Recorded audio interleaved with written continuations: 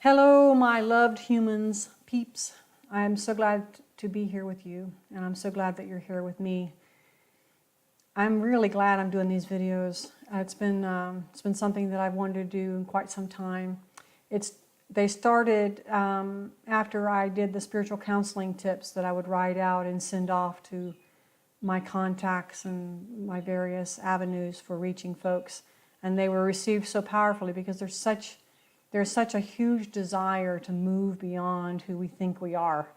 And these tips and these videos now are providing yet another venue as a way for people to move beyond their finite and small idea of being human, merely human that needs to be afraid, merely human that has a past, merely human that has an interpretation of that past, based on dysfunction and generational angst and pain and depression and anxiety. There's an innate desire to move beyond that, and the venues for that are becoming increasingly obvious. YouTube and the books and the various things on TV even that are inviting us to move beyond the idea of being merely human. That means, however, that we've got to confront some of our unconscious, our subconscious, our perceptions, our beliefs that were all created in the unconscious and the subconscious, without question, without examination. And those things have to be looked at. They have to be seen. We can't heal something if we don't know it's there. So the spirit being and the human being traveling together, and historically, the human being has been the boss and has dictated what humanity will do and what it will not do. The new news is the spirit selves are coming forward. Our spirit self is coming forward, and we are seeing what's possible through spirit, through the human form. And it's a long and arduous journey, and so what? It is. But what are you going to do about that? There's nothing. What are you going to do about that except for surrender to it a little bit more each day that you can? Because it is useless to battle that. And the first part of the journey is about resistance. It's about trying to maintain your story while the new story of spirit point of view is being rewritten. And it's hard. It can be hard. It can be scary.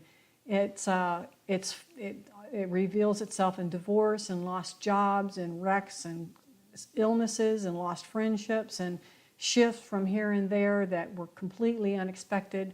And now many people, when these things are occurring, we hold up our hands almost immediately and say, I am willing to glean whatever it is that the Spirit wants me to get from this experience for my greater good.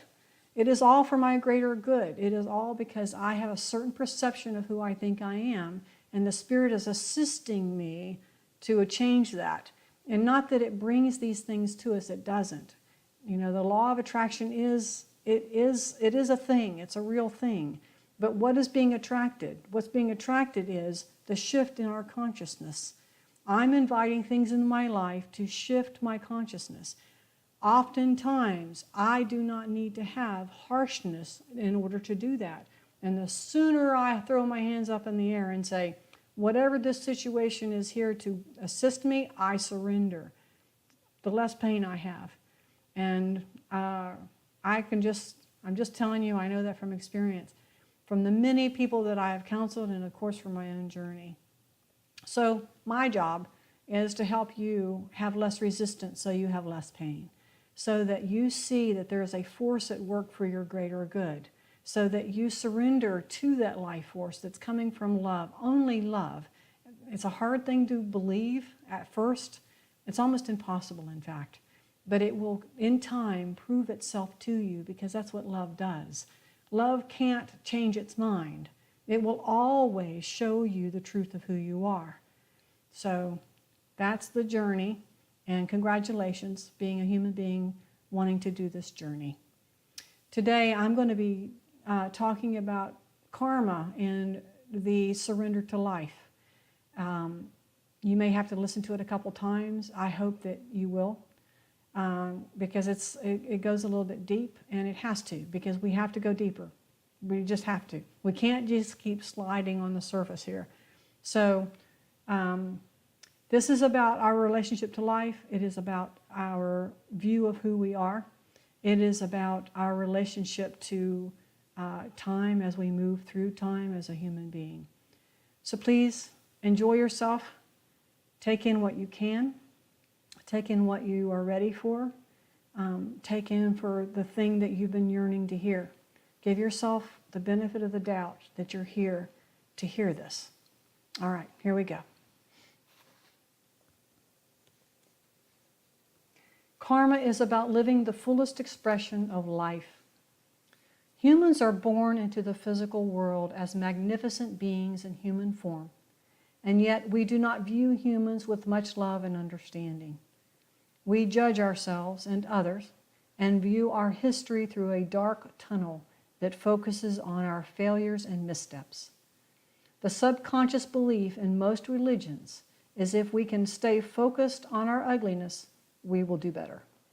If I can stay focused on my faults, I will not make so many mistakes. If I can pay attention to my ugliness, I will be able to hide it from the world. I'd rather live as an imposter than for people to know I have these thoughts and feelings bopping around in my head. And because others are human, they can't be trusted either. And so now I'm alone. It's all a self-perpetuated lie based on our view of who humans really are, and we have plenty of proof on how ugly humans are. All you have to do is look around. We are terrified at looking at humans and life in general from a positive point of view. In fact, in the West, we knock on wood when we acknowledge a positive, and we do this in fear that our acknowledgement will invite the opposite of what we are now appreciating. If I acknowledge that my car is running well, I must knock on wood, because my appreciation and gratitude will invite the opposite. My car will break. Humans are afraid of celebrating life and our relationship to life. We are afraid of our magnificence, and we keep lots of checks and balances in place, lest we become too magnificent, too creative, and just too much. We use fear to keep our shadow self from rearing up into our lives and taking over and destroying everything we hold dear. We create religions so that our wayward tendencies can be held in check. There is a problem with that approach to life and to that kind of relationship with ourselves and to others, as we might clearly see from the world in which we live. Many believe there are checks and balances, like karma, that will keep everything from being blown into utter chaos. And many are living in fear. Being afraid of karma is similar to being afraid of hell. If I do not do good, I will suffer the consequences of karma. If I am bad, I will go to hell. I must follow the law of selflessness to avoid bad things happening to me. I must do good to garner favor from my life. My actions must line up with good, and if they do, I will be safe from harm. Loosely defined from Sanskrit, karma means action that has a natural cause and effect of each action a human might take. This karmic belief system and misinterpretation of life is deeply embedded in the human collective. It makes sense that humans would interpret karma as a system of cause and effect that is based on intention and the actions those intentions create. Most humans throughout human history look for ways to alleviate suffering by creating new understanding of our response to life. Thus, cause and effect is interpreted and paid attention to as a way to respond to life. We detect natural laws of cause and effect, and we can tap into a wisdom that is deep within us, and so we look for ways to explain life and our relationship to life. Humans will always look for methods to alleviate suffering through these new understandings, because humans are not physical beings trying to survive life. We are spirit beings in human form. We just don't really believe that as much as we believe that humans are selfish mammals out to destroy everything that comes into contact with. But what if? What if humans believe they are born into the physical to have a human experience that is motivated by love itself, by life itself? What if humans believe themselves as good, having come from good? We come from a selfless life force that has at its base nature an infinite giving and a drawing back to itself what was given. It is an inhale and an exhale that breathes life into life. What if we knew ourselves as unconditional life, a life force in physical form? Humans sense this life force, but get distracted by the focus on survival, and so travel through life often lost to the true connection to that life force.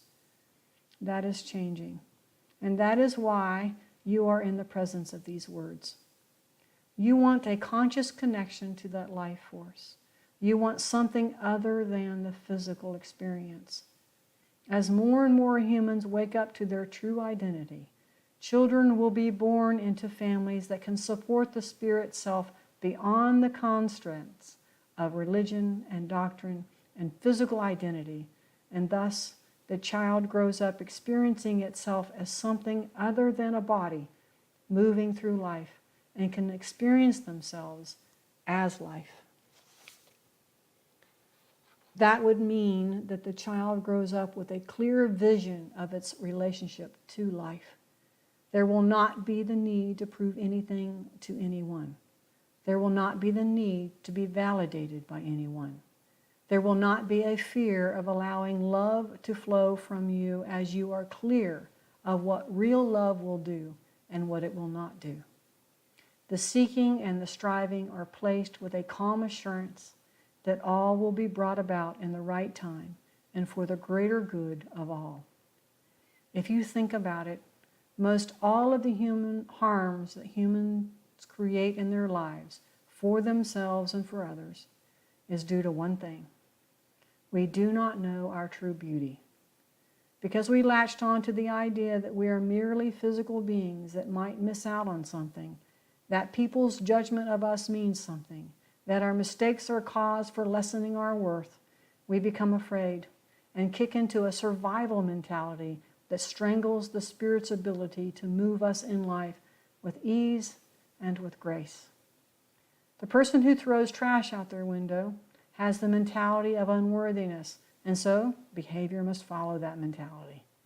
I am unworthy, therefore others are unworthy. We could all name more life-changing human actions than throwing trash out the window. The examples would come easy to us and flow from our tongues. We are quite accustomed to naming the many ways that humans are failing at being virtuous beings. We have trained our minds to stay alert to weakness and the avarice of humans, and naming those many ways help us to feel safe. The problem with that approach is that it doesn't work. As long as our attention is on our weakness, our strength cannot live in our behavior and in our actions. As crazy as this may sound, humanity is moving toward all of us becoming Jesus, Buddha, the Dalai Lama, and all the sages and masters combined. The resounding scoff at this possibility is profound because humans do not see themselves through the eyes of eternity. We do not see ourselves through the eyes of eternity because we see ourselves as merely human. That is also changing. It is slow and it is arduous, and yet the momentum toward the realization of who we really are is finding some karmic attraction. Oftentimes, it is in the deepest moments, the darkest and deepest moments, that we are liberated from what caused and created the darkness. We discover the belief, perception, and incorrect thinking that brought the slam to the ground into our lives so that we can wake up and be freed from the tether of our own shadow. We are born with an inherent desire to be one with life. We forget that very shortly after we are born because we are also born with a powerful desire to survive. As more and more children are born into a world that can show them that it is possible to have a joyful relationship with life and survive while doing so, we will have more and more Buddhas in our world. That means less violence, angst, and seeking validation from a dysfunctional culture. That means more flow of giving, experiences of the utmost joy and the fullest possibility for our creative selves. It means that we get to have what we want, as we are innately wired to want creative expression, adventure, and a relationship with one another that is free from judgment and harm. It means that we live with the earth as a companion. We move beyond the borders of nationality and dissolve the view of other in our minds. Yes, we are far off in many ways, but we've got to start somewhere. And more humans are popping up all over the globe to reveal, to teach, and to help expand our consciousness. Many humans recognize that we must allow our authentic and true nature to be more and more prevalent in our world, and allow the fear that causes so much suffering to dissolve into trust and surrender to the flow of life. We know how to do this in the deepest part of ourselves, and we are learning to tap into that wisdom. It is there. It has always been there. And now the invitation from the slam to the ground is loud and clear. Will you decide to say yes to life?